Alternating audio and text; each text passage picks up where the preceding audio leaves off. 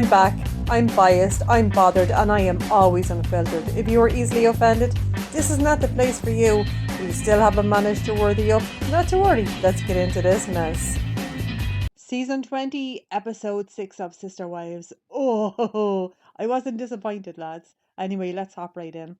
So we're in this huge mansion with Robin and Cody, and Robin is just sitting there organising her crystal glasses, the way one does, when you live in a mansion. So we find out that there are people interested in buying Coyote Pass. Now, for poor Robin, this is just way too hard, right? It's still very hard for Robin. And Cody does tell us that Robin is special and that she feels things really deeply.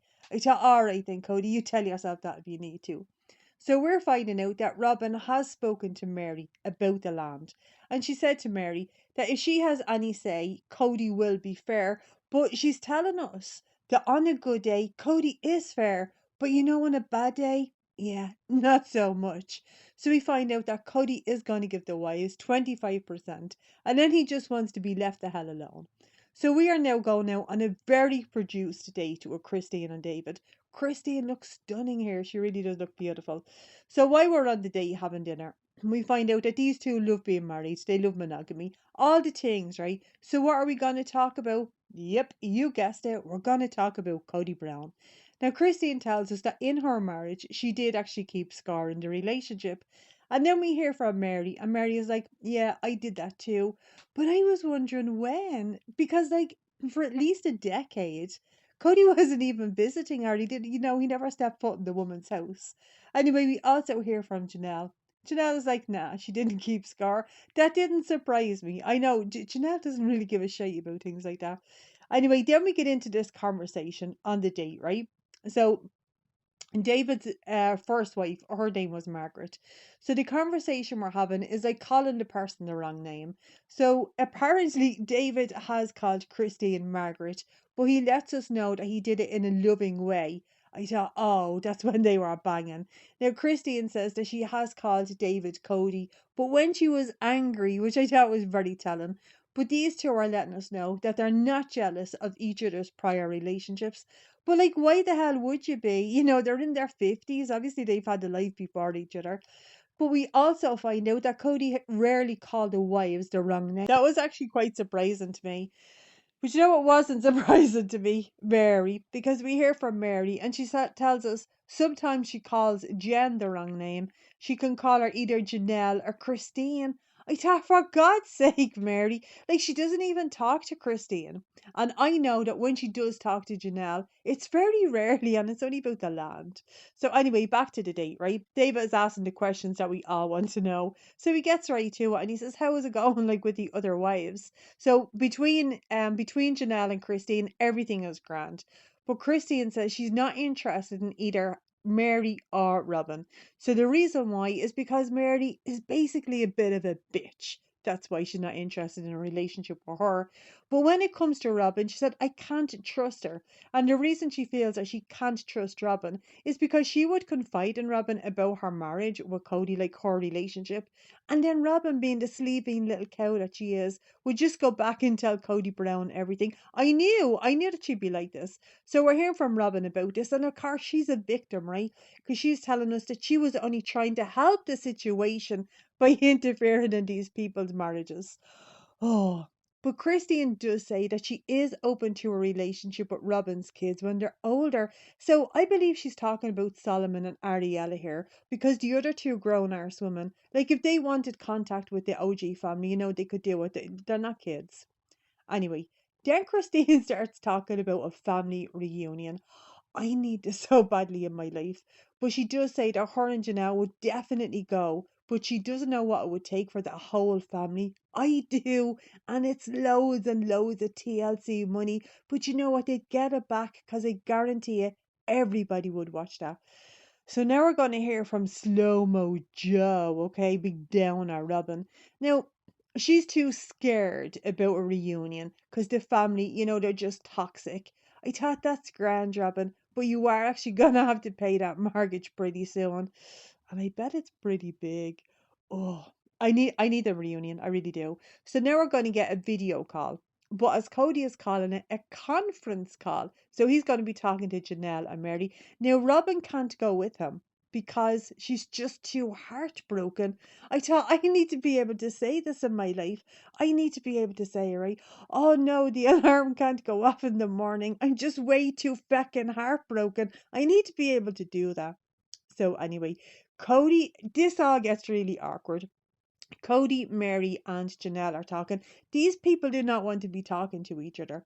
Now, Cody doesn't know why Mary is being so cold toward him, and we're reminded of Mary backing up into him when he was helping her to move. Now, it's obvious they have nothing to say to each other because Cody then says, "Oh, to Janelle, have you got any good jokes?" And Janelle is like, "No, of course I haven't. I live with very small kids." And then he's asking Mary, "Oh, is the B&B different?" She says, "No, it's not." So now he's pretending to get very excited about Zona the dog. I thought, Mary, keep Zona the hell away from this man, because I was remembering Drake. Do you remember he was taking that poor dog's grave before the dog had even seen the vet? I'm convinced he killed that poor thing.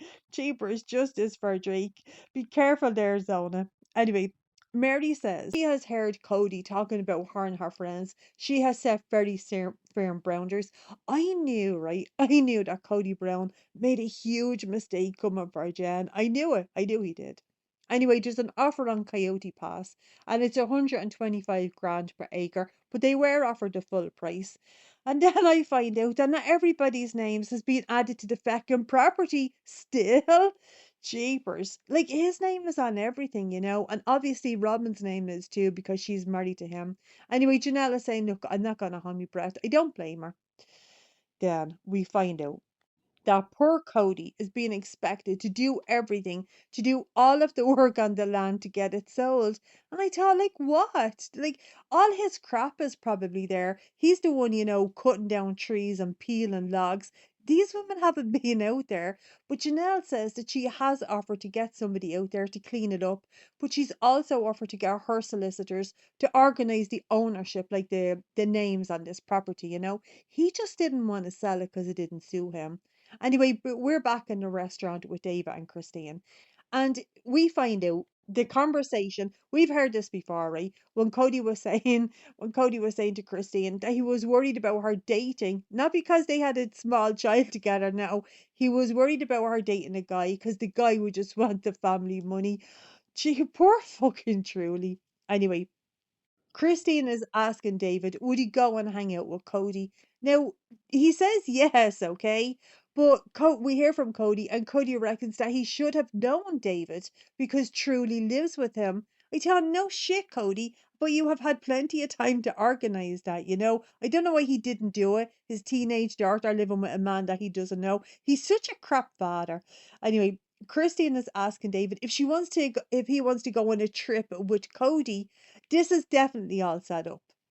Anyway, Christine then says something, and I don't know why she says it, but she's telling us that Cody is a good man and that they had good times together. I thought, is this woman okay? Like, fair enough. I know it's set up, but I mean, there's only so much crap you can say. Do you know what I mean? You couldn't get me to say this for money. Well, maybe you could actually. Anyway, she doesn't want to go on the trip, like with David and Cody. Now, David says that he would go on a trip, but he's not condoning Cody's behavior. So basically, he still thinks he's an awful prick and a terrible father. Basically, that's what he says. But Christine is telling us that we all have friends and we don't condone their actions. I tell no, we don't. I don't choose to be friends with somebody whose actions I do not condone. No, don't be speaking for the world when you say that. Anyway, Christine is telling us, okay, that they won't be brother husbands, David and Cody. And Cody reckons that brother husbands don't really exist. I guarantee you this guy is wrong. Just loads of people in the world doing all the things. And I hope they're having a great bit of crack. Anyway, about this feckin' land, right? There has been a verbal offer on the land, These women want their feckin' money. You'd swear this man was doing them a favour. So these are saying goodbye, like on their conference call, as Cody is saying. And I am happy to tell you that Cody does give, the cameo peace sign. He gave that to them. He drew that one in for free. Now he tells us that he's gonna miss Coyote Pass because he likes to play there. I thought, for God's sake, that's the most expensive back garden in the feckin' world. Anyway, we're reminded of the big fight between Cody and Janelle. You know the one where she's pulling his leather jacket, but she can't get off the chair. Like, this woman can't be bothered. I love that fight. They're one of my favourite scenes. So we're in Parawan with Mary and Jen, and for some reason these are putting furniture together. Now Mary is telling Jen about the video call, and Jen just wants to know. She wants it confirmed that Cody Brown will not have access to Mary's money. I thought, thank God she has Jen. Thank God she does. So anyway, we're now at Maddie's house. Now Janelle is telling her that the names are finally on this property and that there was an offer. But we also find out that Janelle can't get the money from the OG mansion back because when she put in the money for that, it was a gift, right? I'm disgusted for her, I really am, but I'm not surprised. Now she does say that she can fight Cody for it, but basically she's not going to get anything. Like she's not, that's just how it is. It's unfortunate, but welcome to life. But then we hear from Cody. Now these two have completely different stories, right? Because he says he paid Janelle back in January for the debt. I don't believe him, okay? Now, this is what I believe. I believe that Garrison's whole estate was left to Janelle, okay? And I believe that that's what he's talking about. So perhaps Janelle did get some money or did get something in January, but from Garrison though, not from Cody. But Cody is saying, oh, okay, that should be part of mine, but it's not. So therefore, that's my part of the debt. I believe that's what happened. I can't prove it, but that's what I believe. Anyway, we're now back in the mansion. Oh, these two gobshites, right? They're hanging up the hideous engagement picture, but like he can't even do that, right? And she's just standing there like an awful gobshite. But she does tell us that she loves the picture, but she's very shy. I tell her, how are you shy? Like this picture has been hung up prior. Like this is just a remade picture of it. She had this picture. We have seen it all throughout these seasons, but now she's suddenly shy about it. Anyway, we're finding out about an email that Cody got from somebody interested in joining the family. It's either an email or a letter, but we can't quite figure it out. But Robin doesn't look happy about it. Now, she says that it's inappropriate for a woman to contact Cody. I do actually agree with that. She says, like, if you want to be a sister wife, you have to go through the sister wives or at least one. I thought, yes, I completely agree with you, but you didn't do it, so this is definitely your bit of karma.